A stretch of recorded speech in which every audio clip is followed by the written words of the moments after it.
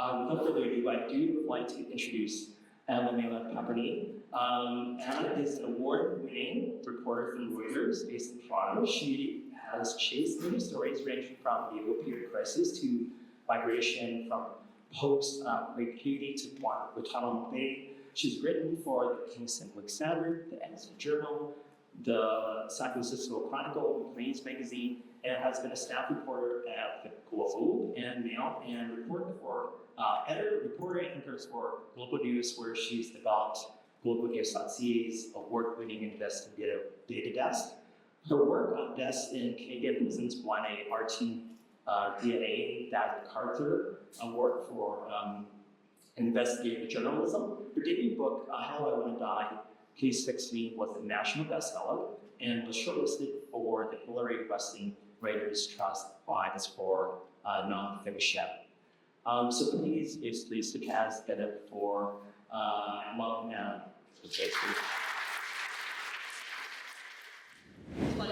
Thank you all so much for having me here today. It's an honor.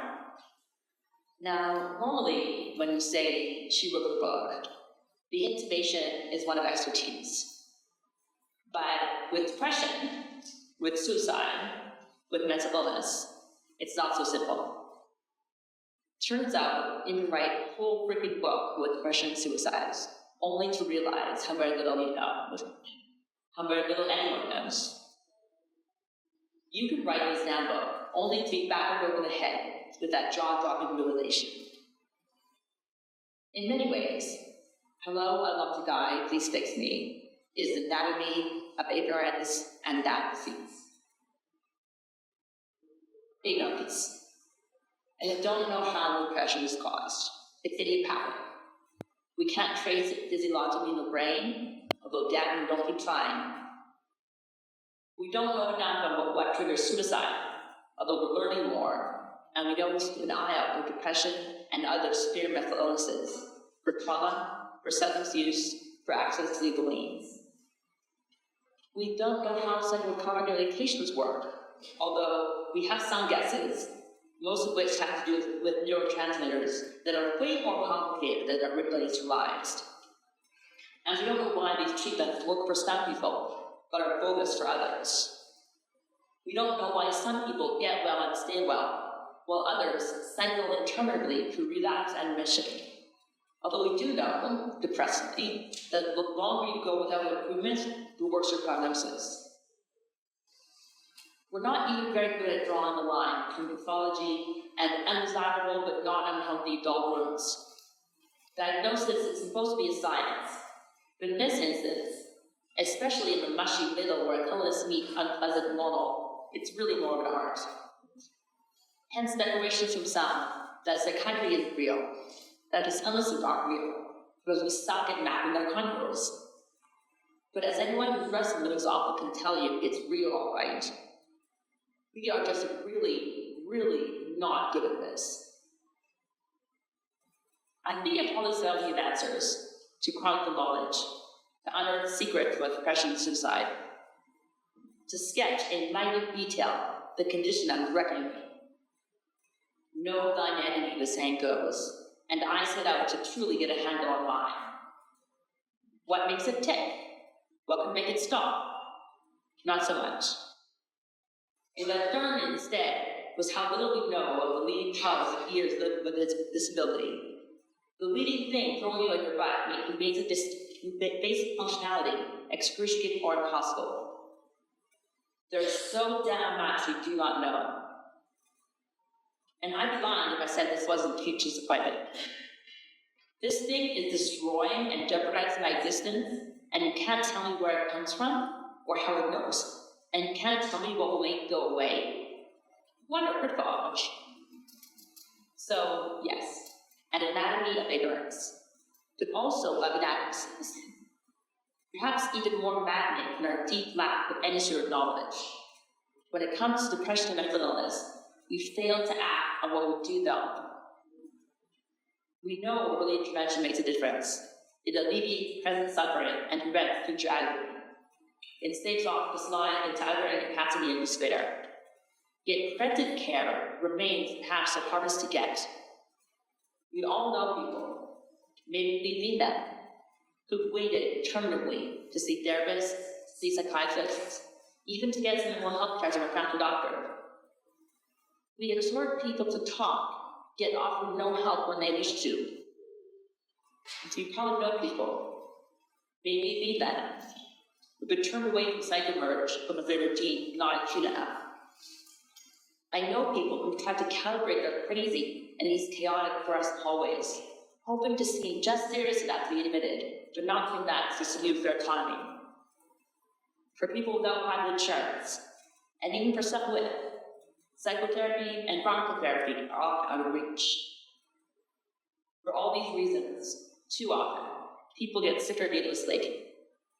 Not because we don't know how to make this less likely, but because we don't bother to implement the intervention required to do so. You live this. You are living this. We see in study after study high rates of psychological stress among post-secondary students, yet at the same time, a low rate of accessing badly needed resources. Is it availability, efficacy, stigma, a bit of each? In theory, you've asked puzzling. In practice, is it there in the way you need it, when you need it? I would like to get into this. We know, too, how frequently people who do not get help early wind up accosted by the only first responders guaranteed to be there 24/7. The ones who carry guns and tasers and a monopoly of community coercion. We know how frequently these counter employees go wrong. Not just when someone dies or gets badly hurt, although this happens too consistently often, but when these counters cause trauma, the psychological and emotional harm, worsen pathologies, and make a person less likely to call for help at any time they need it. Even though we are well aware of the frequency with which these encounters happen, and the frequency with which the sequelae are unpleasant and awful, we have yet to implement widespread 20% crisis responders. We know how traumatizing involuntary hospitalization and treatment can be. It feeds to the flaming mental health interventions whose use is growing, and that many leaders are proposing to expand, even when voluntary care remains inadequate or out of reach. Okay, but once you've extended the crisis, once you wind up in hospital, once you're in a psych ward, surely the worst is over. Now you get the help you need. Not so much. Yes, you get crisis care when you're in hospital, often good crisis care. But these are chronic conditions. What you need is ongoing care beyond the crisis that materially improves your life and makes future crises less likely. And that we often do not have. Even though we know the need, we still, all too often, do not provide it, leaving sick people to cycle through crises, through emergency departments, through the criminal justice system, through no fault of their own. If we default to this, even though we know what will prevent it, and even though ongoing care is so much cheaper than the cost of responding to crises we don't prevent. You can't prevent any crisis. I know this in theory. But I'm also adamant that the access I've been so relatively lucky to have to compassionate outpatient care has staved off innumerable crises thanks to that timely and effective compassion. You wouldn't discharge somebody after surgery though without a post-op plan, but that is exactly what we do with us first. And then there's the issue of missing what's right in front of us. Most people who kill themselves see a health professional interact with the healthcare system in the year before their death. Many of them in the weeks before. So what are we missing? Where is that connection that is not being made? What we don't know about mental health generally, and depression and suicide in particular, is a shame. But the brain, let's face it, gets complicated. Even more shameful is this inaction. So, anatomies of ignorance and inadequacies. We know reprehensibly little, and we are astonishingly negligent when it comes to acting what we do know. And these failures have devastating human repercussions. Is this depressing and remarkable? Yeah, it is. It will soothe an ongoing pathology and inflames it. It was so validating to be told again and again that this trapped illness I'm living through is real and serious and devastating. It was excruciating, but somehow strengthening. Talk to people who'd be there. But maybe the hardest part of telling this story from a partially personal perspective was that, for me, this was very much a live issue. The awful was ongoing.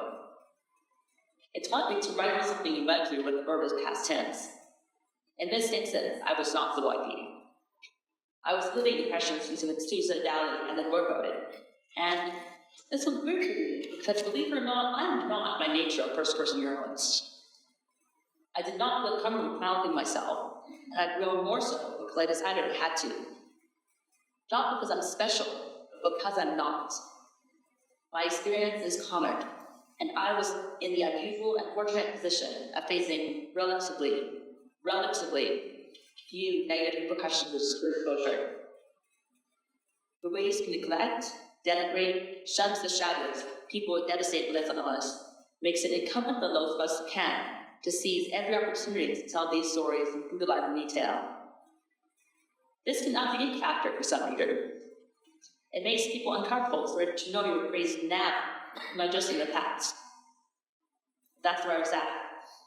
Where once the illness I'm still at. In case you were wondering, this is not a motivational speech. It's probably not too late to leave. But I will be honest, I was anxiety here. Even though this is hard to say for all the unique factors I've outlined. Yes, I still have incapacitated days and paralyzed mornings and nights calling daybreak odds of death.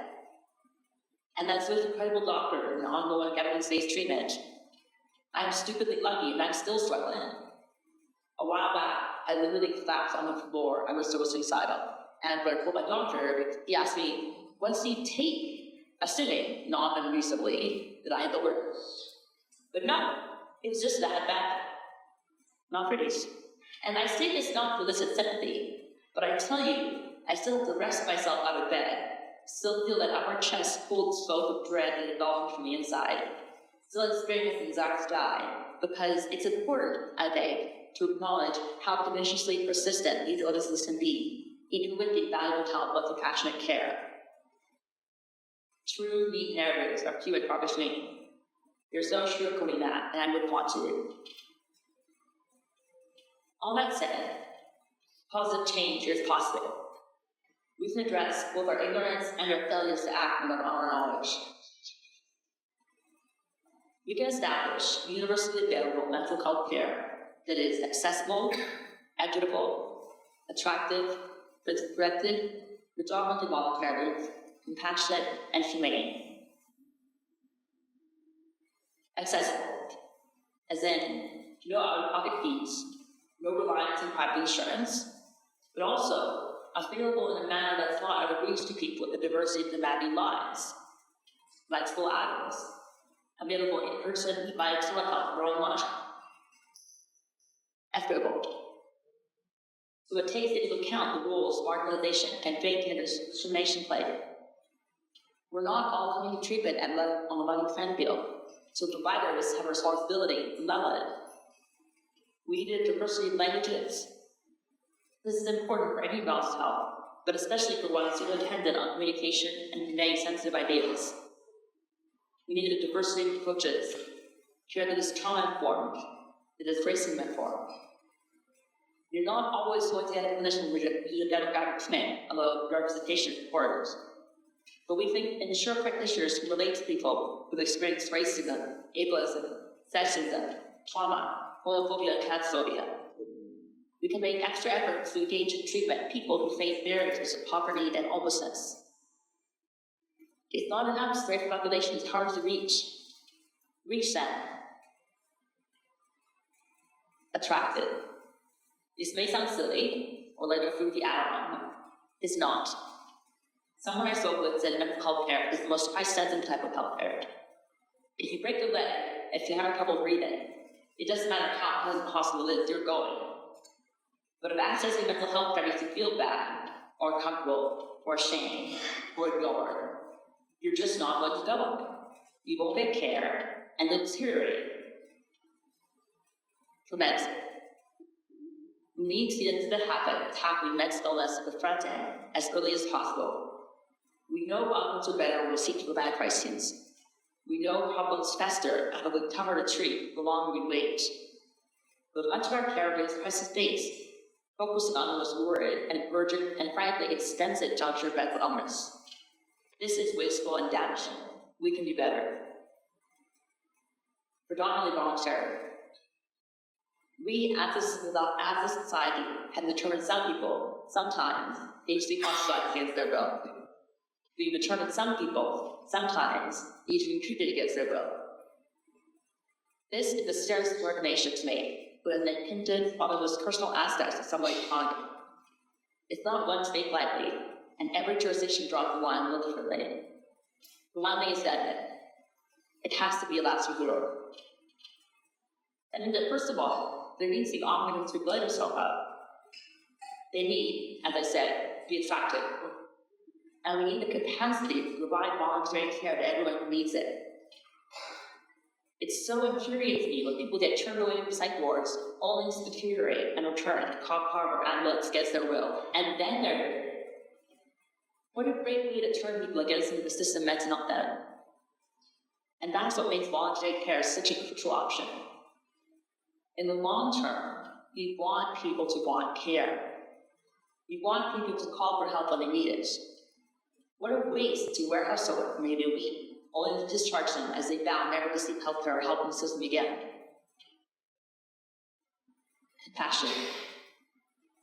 In some studies, people who got mental health care said the kind of treatment they got made a greater difference in how they felt than the voluntary or involuntary status. You can be held voluntarily if you're treated with respect, with dignity, with passion, and make a world of difference. Compassionate care and treatment need to be given in any realm of health, but a special mark or treating your mind. Humane. This is pretty self-explanatory, but it sadly still needs saying. Our intervention needs to be human-focused, needs to treat unwell individuals as people first and foremost. It's often easy to approach people with severe mental illness as the aberration itself, rather than as human being experiencing disorder. This is a mistake, but that harms people, traumatizes them, and can turn them off care for the long term. Treat suffering humans as humans. I hate that I have to say this, but I do. While I'm at it, we need to change the way we police madness. The police remain virtually the only people who respond to your problem at any time in their lives, and they are, more so the point, the only people who respond to your mental health crisis at any time in their lives.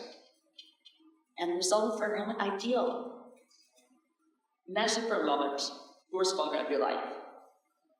How you felt, how you acted, what was going through your mind. Now imagine that you would have reacted if people responding to your problem with armed, uniformed officers who had commands. Imagine that would kill you, both in the immediate term and the longer term. Imagine what it would do to the way you decentralize and respond to authority figures. Would you ever come to help again? If you saw this as part of the medical establishment, would you ever trust medical establishment again? We need to change the way we conceptualize mental illness, and we need to change the way we conceptualize disease. Mental illness is not something to be feared. People with mental illness are not people to be controlled, first and foremost, even if they're acting with scare us.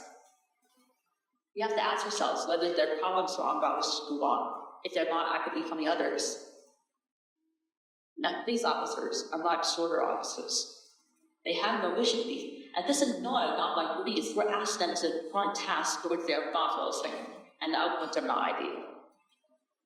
Obviously, there are big questions around whether and how to stagger best complicated calls with the police, who would get those calls, and how they would do that. But I think this issue is too urgent for us to ignore. There's another matter we want to discuss: the inadequacy of our existing treatment interventions. Because I would like something that worked a little better. I would like to talk about psychiatrists not having sugar shoulders and say, you know what, Anna, we've gone through the armamentarium, we've tried it. This is a deeply selfish desire, but I want to emphasize, I am not the only person ill-served by existing offerings when it comes to mental health care. Especially the third people with depression consider treatment resistant. Existing treatments can't make their symptoms go away and stay away. We We know how debilitating this illness is.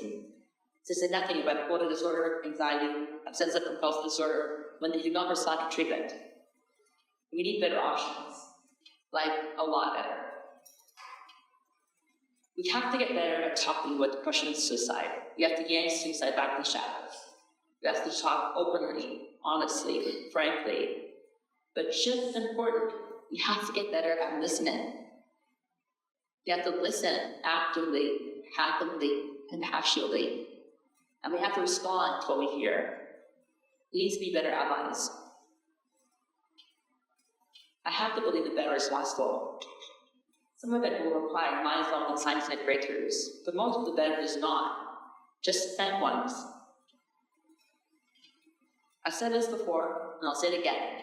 We need interventions that are accessible, that are equitable, that are attractive, that are preventive, that are predominantly voluntary, that are compassionate, that are humane.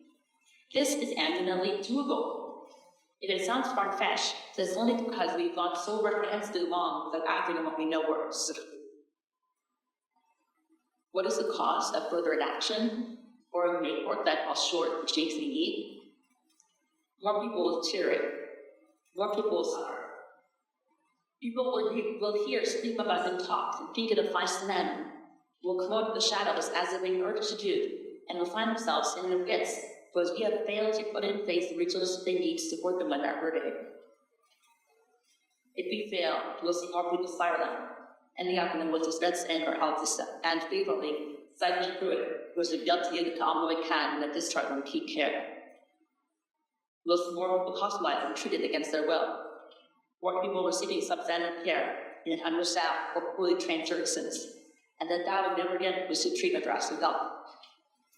We'll be deteriorating with part being unable to work, being forced onto the street through a ghost uncomfortably invisible little fish and mess on us, that then elicit some of the most draconian, unrights trying to responses. With some more people killing themselves.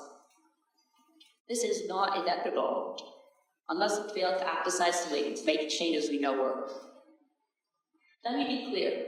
This is not to dissuade disclosure. This is not to cut people out of the forward. Far from it. That's necessary, and we should see more of that. But it is an empty promise to explore disclosure and offer no support of people this. I've said mental illness isn't rocket science. Because rocket scientists know the rocket story. And when it comes to disorders of the mind, we are nowhere close. But there are improvements that aren't rocket science either. They just require will and commitment. I see so much positive hope. There are amazing people doing this work. Clinicians built within the world to create compassionate, evidence-based care to start achievable. Researchers pushing the boundaries of what we know and understand what illness, yield new and innovative interventions. Friends and family members who we can on earth share their love on clinician. And people enduring intolerable levels of pain, but retain their humanity, their will to persevere, keep demanding better, demanding change. Unions that see it.